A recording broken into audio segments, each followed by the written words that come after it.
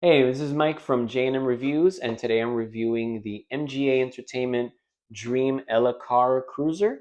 So it's the purple color, it's 11.5 inches.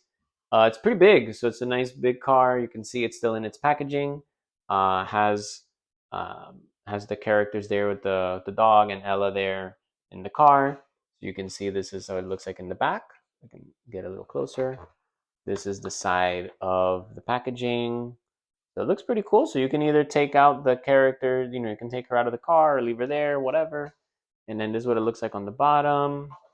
And this is on the front side of the car. So let me do that so you can see a little better. So there you go. And this is what it looks like on the inside.